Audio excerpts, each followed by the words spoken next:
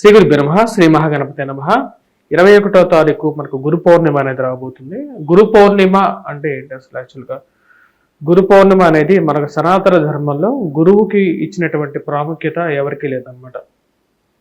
ఎందుకంటే గురు బ్రహ్మ, గురు విష్ణు, గురు దేవో మహేశ్వర, గురు సాక్షాత్ పరబ్రహ్మ తస్మై శ్రీ గురువే నమః అని చెప్తారన్నమాట. మనకి చిన్నప్పటి నుంచి నేర్చుకున్నటువంటి శ్లోకం ఇది. శ్లోకానికి పద్యానికి చాలా వ్యత్యాసం అనేది ఉంటుంది. శ్లోకం అనేది రెండు వరుసలు ఉన్నటువంటి ఒక క్రమంగా చెప్తూ ఉంటారు. ఈ యొక్క శ్లోకరీత్యా వచ్చినప్పటికీ గురువుకి సాక్షాత్తుగా పరమేశ్వరుడికి, శ్రీ మహావిష్ణువుకి ఇచ్చినటువంటి ఒక స్థాయి ఇవ్వటం జరిగిందనమాట.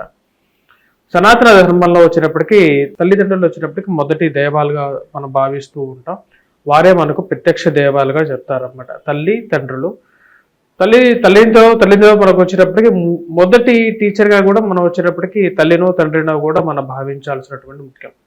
కానీ ఒకసారి మనం బయటికి వెళ్ళిన తర్వాత మనకు విద్యా బుద్ధులు నేర్పించేటువంటి స్థాయిలో ఉండేటువంటిది గురువు అన్నమాట. ప్రతి ఒక్కరికి, మీకు కానీ నాకు కానీ ఒక గురువు అనేవాడు ఉంటూ ఉంటారు. ఎందుకంటే గురువు దగ్గర నుంచి మనం నేర్చుకుంటాం. అందుకనే శ్రీ గురుభ్యో నమః అని చెప్పి నేను నా యొక్క మొదటి ఎప్పుడైనా ప్రతి వీడియోలో శ్రీ గురుభ్యో నమః అని చెప్పి ఎందుకు చెప్తున్నానంటే, నాకు ఈ జ్యోతిష్య విద్య కానీ లేకపోతే ఈ తెలుగు ఏదైతే మన గ్రంథాలు చదవేటటువంటి శక్తిని కానీ ఇచ్చినటువంటి వారు కొంతమంది ఎవరంటే మా గురువులు.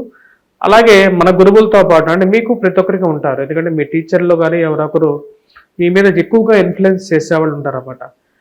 ఏ ఒక్క దేశంలోనూ టీచర్స్ డే అనేది మనకి ఎట్లయితే సర్వేపల్లి రాధాకృష్ణ గారి బర్త్డే మనం పెట్టుకుంటున్నామో, గురువును పూజించడం అనేది మనకు ఎప్పటి నుంచో ఉన్నదన్నమాట. అంటే మనకు ఒకరు వచ్చేసేసి పలానా డే ఇది చెయ్యి అని చెప్పి చెప్పాల్సిన అవసరం లేదు. ఎందుకంటే ఇప్పుడు ఆషాఢ పౌర్ణిమ గురు పౌర్ణిమ అవుతుందన్నమాట.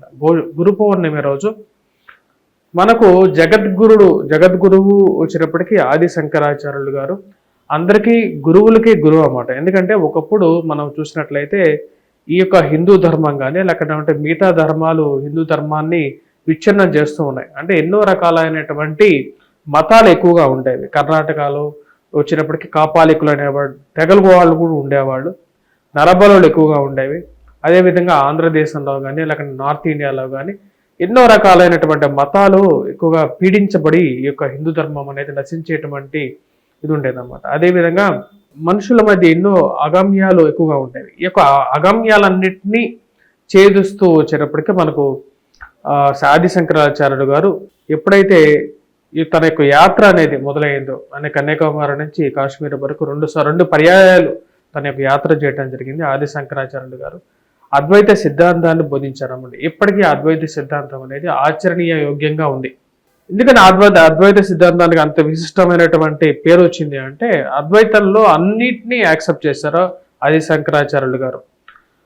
అక్కడే వైష్ణవత్వం అనేది తన యొక్క ప్రాబల్యాన్ని కోల్పోవటం అనేది కూడా జరిగింది.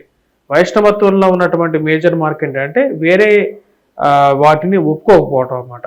అంటే వేరే ధర్మాలని మన హిందూ ధర్మాల్లోనే గ్రామ దేవతలు వీళ్ళందరూ కూడా ఉంటూ ఉంటారు. ఈ గ్రామ దేవతలను ఒప్పుకోకుండా వైష్ణవత్వం అనేది పక్కగా జరగడం వల్ల అద్వైతాన్ని ముందుకు తీసుకురావటం, అద్వైతంలో విశిష్ట అంటే ఏదైతే వైష్ణవంలో ఉన్నటువంటి తప్పులు కూడా ఆది శంకరాచార్యులు గారు ఎత్తి చూపడం జరిగింది. తద్వారా వచ్చినప్పుడు ఆయన జగద్గురువుగా కీర్తి చెందారు. 32 సంవత్సరాలు బతికినప్పటికీ కూడా ఇప్పటికీ ఆయన పేరు మనం అందరూ తరుచుకుంటున్నాం. అంటే తను చేసినటువంటి ఈ యొక్క హిందూ ధర్మం అనేది ఇలా ఉంది అంటే దానికి కారణం ఆది శంకరాచార్యులు కానీ జగద్గురు ఆది శంకరాచార్యులు కానీ పూజించడమే మనకు ఉత్తమం.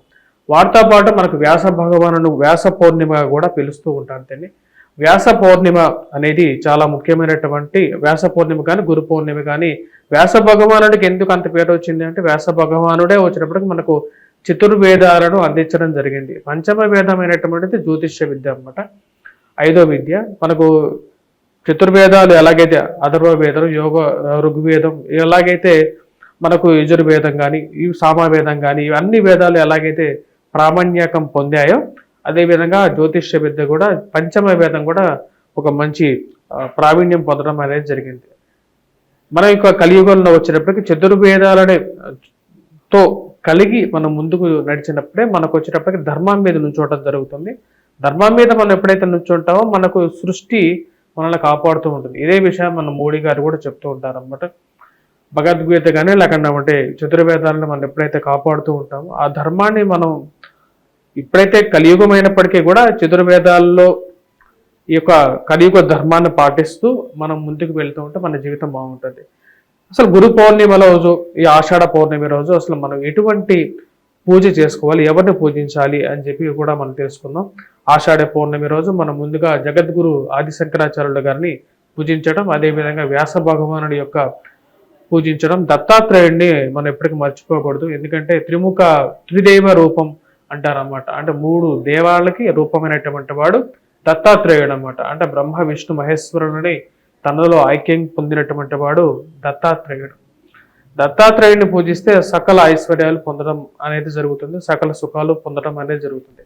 జ్యోతిష్య రీత్యా కూడా ఎవరికైతే గురువు అనేది సరైనటువంటి స్థితిలో ఉంటారో వారి కొన్ని కష్టాలు నష్టాలు కూడా అనుభవిస్తూ ఉంటారు. ముఖ్యంగా గురువుతో వచ్చేటువంటి బాధలు గురించి మనం చెప్పాలి అంటే, గురువు సరైనటువంటి స్థితిలో లేనప్పుడు విద్యలో సరైనటువంటి స్థితి లేకపోవడం, సొంత గృహం కానీ వాహనం కానీ జీవితంలో కొనుక్కోలేకపోవటం అనేది కూడా జరుగుతుంటుంది.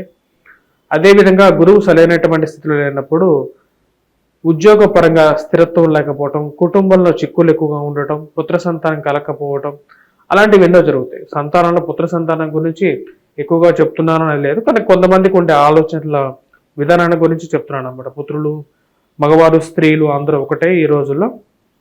కానీ కొంతమందికి అదొక ఆలోచన ఉంటుంది కాబట్టి దాని గురించి నొక్కి చెప్పడం జరిగింది.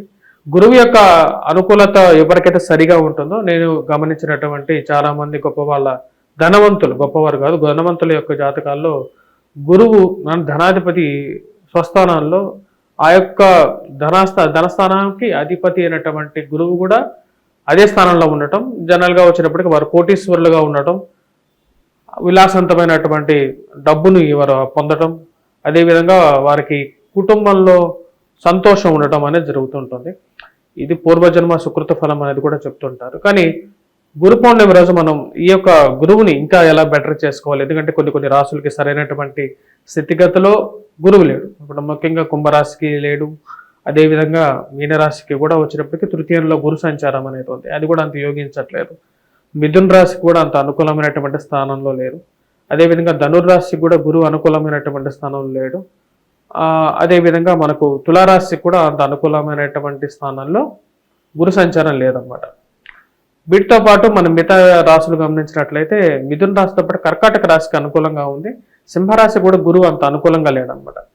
ఈ యొక్క రాశులు ఏ యొక్క రాశికి అయితే సరైనటువంటి స్థితిలో గురువు సరైనటువంటి స్థితిలో లేడో ఆ యొక్క రాశుల వారు ముఖ్యంగా గురు పౌర్ణమి రోజు ముఖ్యంగా మనం దత్తాత్రేయుడు కానీ వ్యాస భగవానుడు కానీ ఆదిశంకరాచార్యుడు కానీ అందరినీ పూజించిన తర్వాత మనం ఇంట్లో ముఖ్యంగా ఎల్లో సాఫైర్ కానీ అంటే పుష్యరాగాన్ని ధరించడం అనేది కూడా మంచి యోగ్యాన్ని ఇస్తుంది. యంత్రస్థాపన, గురుగ్రహ యంత్రస్థాపన కూడా ఇంట్లో జరిగినప్పుడు గురువు బలం లేనటువంటి ఇంటికి గురుగ్రహ యంత్రం అనేది ఇంట్లో పెట్టుకోవడం వల్ల అనుకూలమైనటువంటి ఫలితాలు వస్తాయి. అసలు గురుస్థానం అనేది ఇంట్లో ఎలా ఉంటుందంటే నార్త్ ఈస్ట్ పొజిషన్ వచ్చేటప్పటికి మనకు ఈశాన్య భాగం ఏదైతే ఉంటుందో అది గురువు బలం అన్నమాట. అది ఇంటికి ఆ యొక్క స్థానం బాగలేనప్పుడు కూడా వచ్చేటప్పటికి వాస్తు మూలకంగా కూడా అంత అనుకూలంగా ఉండదు. కాబట్టి గురుగ్రహ యంత్రాన్ని ఆ యొక్క స్థానంలో ఏ ఇంటికైతే వాస్తు మూలకంగా ఎప్పుడైతే ఈశాన్యం వైపు సరైనటువంటి స్థితిలో లేదో ఆ టైంలో కూడా అక్కడ పూజ చేయడం అనేది జరుగుతూ ఉంటుంది. మిగతా విషయాలు మనం గమనించినట్లయితే ఈ యొక్క గురుగ్రహ మంత్ర జపాన్ని పఠించడం, అదేవిధంగా మనం ఈ యొక్క గురువు యొక్క అనుకూలత కోసం గురుగ్రహ మంత్ర జపంతో పాటు గురు పూజ చేసుకోవటం అనేది, వ్యాస భగవానుని పూజ చేయడం, ఆదిశంకరాచార్యులు గారిని పూజించినట్లయితే మనకు గురువు యొక్క కృప పొందడం అనేది జరుగుతుంది. అదేవిధంగా మీకు నచ్చినటువంటి గురువుకి పాదాభివందనం చేయడం కూడా ఈరోజు మీకు శోభనిస్తుంది. స్వస్తి.